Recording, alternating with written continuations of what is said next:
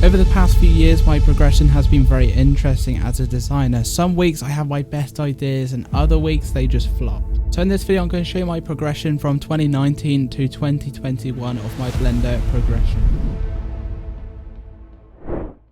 We all know starting something new can be quite overwhelming, like the interface is scary and obviously all of those different things from animation, texturing, modeling and all these other things can be too much to overcome. So I'm going to show you how I overcome that overwhelming phase and how you could probably take these tips and implement them into your own creative mind. Let's just start with a small foundation. So 2017-2018 I started doing mainly 2D Fortnite thumbnails. That's where I got a lot of my clients in the first place, and obviously just doing the 2D was pretty good, but then I went into the source filmmaker phase of making Fortnite stuff. Didn't last very long because soon enough a lot of other artists that I followed at the time started moving over to Blender and the work seemed very good. So I thought I'd follow the trend and start using Blender as well. At this time everyone was switching over from source filmmaker to Blender, and obviously a lot of people's work got really good and I wanted to follow that progress. So I went into that stage of having no idea what to do, so I started watching a lot of YouTube tutorials to understand how it all worked. Started watching Blender Guru, and at that point I started to pick it up quite quickly and implementing those same ideas with my Fortnite renders. So for many months I was creating stuff within Blender, and obviously over that time I got a lot better. The main two things I take away from this, that obviously the fast progression obviously takes a lot of time. And the thing is, I was probably spending like 10 to 12 hours some days like using Blender, even though it was probably on one project that was probably very simple at the time. Looking back at it, I would make sure I got it correct and then I moved on to the next thing. Although doing 10 to 12 hours a day probably isn't the best idea, maybe even just doing 2 hours every day or something like that's probably a little bit better. At this point I was doing client work as well for other YouTubers, and I found it really fun at the time. So the question you want to ask yourself is, why do you want to learn it, or whatever software you're using? For me, I was doing client work, so it made a lot of sense for me to do it, and I had a whole reason and passion to do it. But if you're wanting to become a 3D modeler or sculpting, then as well you want to take it step by step, pretty much like how I did at the start. You want to learn the interface, and after that you're going to go into doing just smaller things. Don't look at some other projects and compare yourself to theirs and think that you're going to be at that level. You want to start off small. So for example, sculpting, you want to probably start off with maybe just doing some simple little objects, and then slowly maybe even build up to characters over time, and then face sculptures, and then details and everything like that. You don't want to go straight into details because you might miss very other fundamentals that you might skip along the way.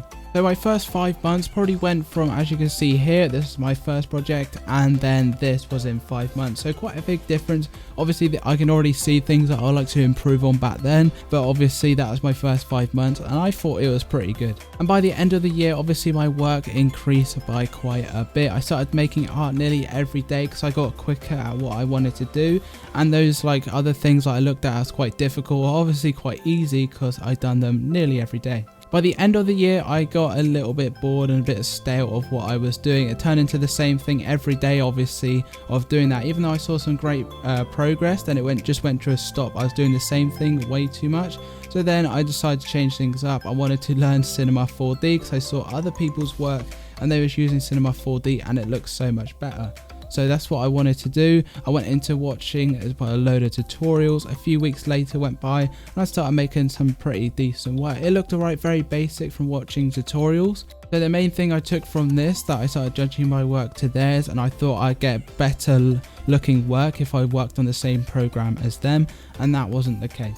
But you could probably guess I went straight back to making thumbnail tutorials. I guess that was probably a little break for me from doing those type of work. I went to Cinema 4D, didn't work out, and then came back maybe a few weeks later. So you could probably say it was a bit of a break from what I was doing before. And that led into 2020, where I probably learned the most, and obviously my work just became the best and probably most unique that I've actually ever made. Some of my best work is probably still from what I actually made back then. Even started trying other things when I got comfortable. I started trying sculpting and then kind of modeling. I started making different scenes that I've never made before and started really learning new different things, but not taking too much stuff at the same time. A lot of my Fortnite scenes started to do really well on Twitter and stuff like that. I started posting a lot more nearly every week and they started to do really well.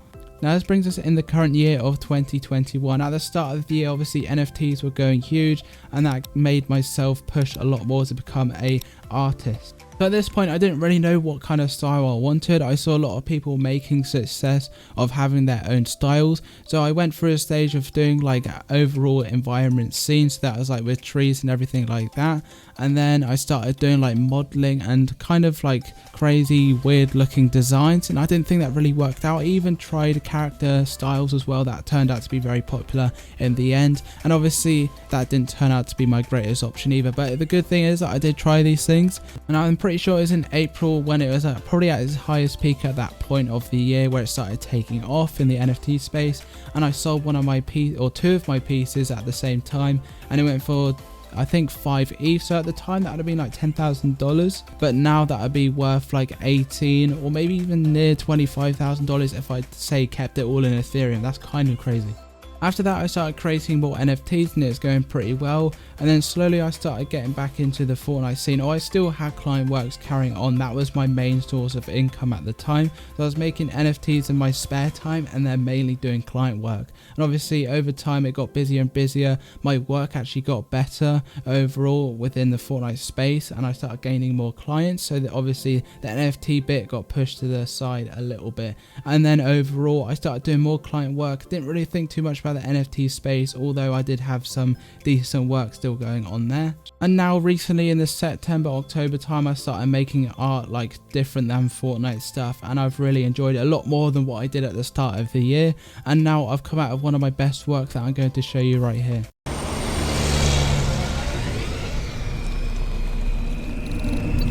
Protocol accepted. So this is the current stage that I'm at. I've got many projects that I'm working on, and hopefully I'm going to be pushing myself to find my own style, and hopefully that works out for me in the near future heading into 2022. That is going to be it for this video. Hope you guys enjoyed. Just remember to leave a like and also subscribe to the channel. Also leave your comments down below what your progression is looking like in whatever software that you use. I'd really appreciate that, and I'll see you in the next video.